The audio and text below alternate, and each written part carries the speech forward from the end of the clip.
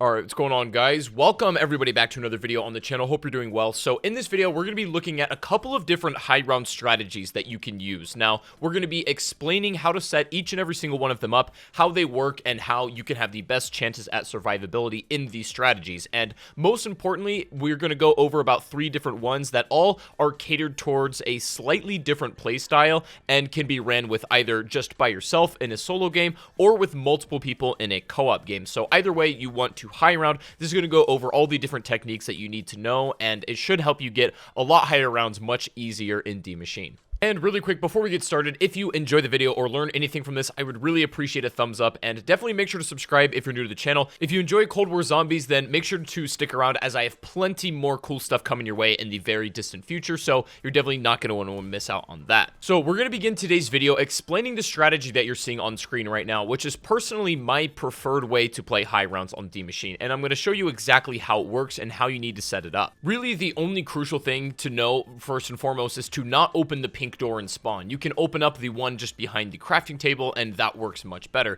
So long as you have the pink door shut, then this strategy will work optimally. Now, of course, your setup is going to greatly depend on how you enjoy playing, although I am going to recommend the fully upgraded ray gun, and I also prefer playing with the fully upgraded Gallo 12, and you can swap this out if you want to. You can change your shotgun out for the Die Shockwave if you like. That combo is very good on insta-kills because you can pretty much just hold the left trigger down the entire time with the Shockwave, but I think it's less practical than using the shotgun because I really like the Gallo for clearing out dogs, which spawn quite frequently once you're in the higher rounds on this strategy, and they're really good at knocking ones out of the way that potentially could block you and get you down. Now, the way the strategy works is once you're past about like round 50 or so and you're getting the super sprinters, to be honest, it's actually easier in my opinion than it is with regular zombies. So this was my first time running the strategy, and when I recorded it, I didn't realize I didn't have all my perks, but I'm going to recommend obviously having all perks minus elemental pop. I'm doing some experimenting with it, and I'm going to see which one works best, but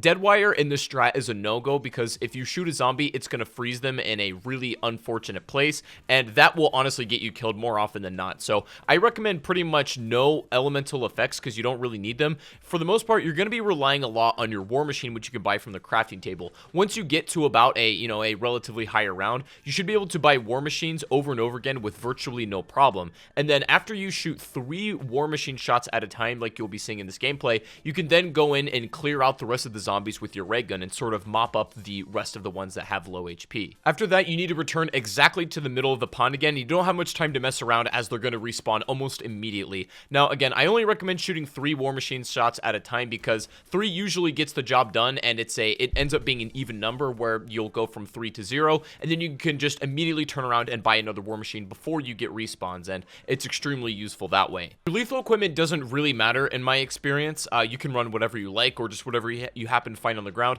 but I am going to recommend monkey bombs whenever you have the chance to buy them because they're really good at getting the horde off of you if you need to take care of Chungus if he spawns. And speaking of which, we'll get to him, how to deal with the boss enemies in a second, but this is pretty much what it should look like. And when you're running near the fence here on the left side, you can either choose to run behind them once they're jumping the gate, or you can cut in front of them near the tree, and that seems to work as well. You just need to pick one option and commit to it. If you do happen to kill a dog in your train path, just run through the gas because you won't lose any armor HP, and that's what a lot of people tend to mess up on, is they will choose to not run through the gas and take some armor hits from zombies, which you definitely want to avoid. Now, when the boss does spawn, you can actually trade out your war machine and get a chopper gunner right here, and then thankfully your war machine will still be on the ground when you come back out of this chopper gunner. But your job, if you can kill him quickly, sometimes he'll like run underground or inside of Nocturne Totem and you can't shoot him.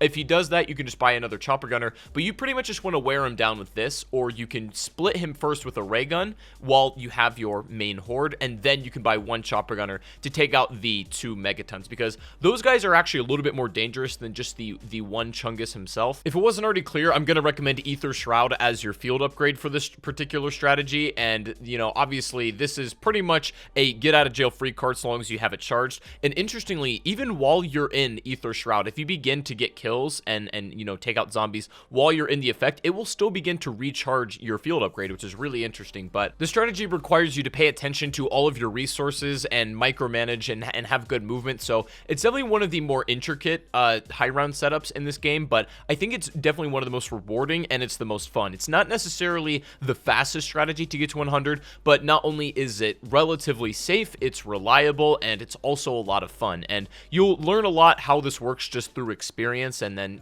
running this over and over again and figuring out how it works for yourself. I'm trying to give you the best sort of explanation about how to run it, but yeah, it is an incredibly fun strategy that I highly recommend, especially for solo play. Now, the next strategy we're going to talk about is actually compatible for solo players and for co-op players, so this is probably the most flexible. Now, this strategy is probably the most common and easy to do. This is the Ring of Fire strategy, and this can be ran either solo or with a team, and they do run a little bit different depending on how many players you are with, but on solo, you pretty much just need to rely on your Ring of Fire plus the ray gun, and then buy chopper gunners when available. And it's also extremely important to know that your Ring of Fire only recharges when you're not standing in the effect. So if you're taking advantage of your Ring of Fire, it's not going to continue to recharge until you step out of it. And so that's something you need to keep in mind, whether you're just playing by yourself and doing the solo version of the strategy, or if you're playing the co-op version, and you need to sort of be communicating and coordinating with your teammates about who's using their Ring of Fire and when. The optimal place to use your Ring of Fire is standing just in the left corner near where the torch is, so that your Ring of Fire encompasses you and your teammates,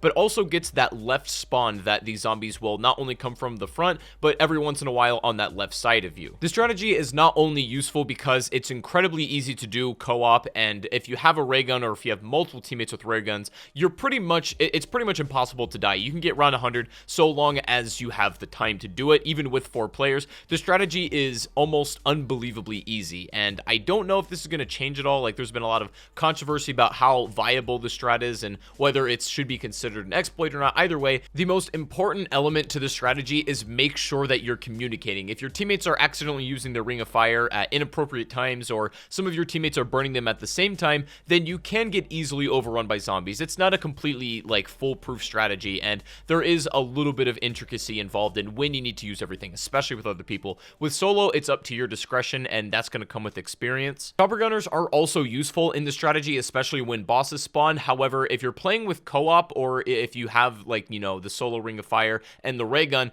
it's usually not that big of a deal so long as you're using the effect on the bosses. They'll pretty much get melted before they can even approach, because they spawn all the way on that far side hallway, and you have ample time to gun them down. However, chopper gunners are still never a bad last resort option. As far as perk setup, I'm actually going to recommend you use everything, including elemental pop, and then turn seems to be one of the most effective in the strategy. Reason why I'm not using it in this gameplay is because I was trying to rank up guns, and sometimes elemental pop will steal kills away from you that should have been counted towards your actual gun. But speaking of which, this strategy is also incredible for ranking up weapons, and your mid to low round game, you're going to get so much XP just working on weapons that you haven't used. So if you're trying to increase your weapon level, then this is probably the optimal way to do it, and you are going to get even more XP by doing this with other players. And the XP system right now is very, very strange. It's a little bit complicated, but basically, if you're playing co-op, you're going to get a lot more XP than you were if you're just playing by yourself. And for optimal team composition, I'm going to recommend a few players with shotguns, and also LMGs work unbelievably well in this strategy. Also, the M16 is just probably one of the best guns in the game in general, but when being utilized in this particular strategy with other people, it becomes another monster. It's a machine. But either way, this strategy is pretty much the most straightforward and simple one you can do, and is obviously the fastest and probably the most friendly for co-op as well, so that everybody is not running their own hordes and then it gets a little messy. This is the most streamlined way to do it, and if you're new to zombies, I'm actually going to recommend you start with this strategy for sure. Now, the final high round strategy we're going to talk about is very, very easy to set up and might be the most beginner friendly one that isn't a camping strategy, but I don't think it's necessarily viable for extremely high rounds. It's more of like a mid-round strategy where you can sort of learn the basics of how it works, but to set it up, it's actually really simple. Now, this strategy is fundamentally training around the Planewing area / pond. While it is probably the slowest high round in Cold War Zombies right now, this strategy is probably one of the safer ones because of how much ample room you have. It might be the easiest one to learn essentially the fundamentals of training. And so if you're starting out in Zombies and you're trying to get basically your movement down and really how to hoard up zombies, the Planewing / pond is actually a really good technique for that. You have a crafting table not far away, all the way in the tunnel if you need to get a chopper gunner or something. I'm also going to recommend you use Aether Shroud if you're doing this strategy, as well as the ray gun and either the Hauer shotgun or the Gallo. As far as setup, it's almost identical to what you would run in the yard, the first strategy we went over, but you have a lot more room to work with in this strategy. And again, it is a lot slower, so you're going to be progressing through rounds not as quickly as you might otherwise expect utilizing any of the previous strategies, but again, it's incredibly safe. If you happen to get in trouble, you have multiple escape options using either the fast travel near the pond or the one that is up top the hill near the Planewing. I would also say that this is not a bad two-player strategy, as one person can train inside of the yard and spawn, and the other player can train near the crash site if you don't want to do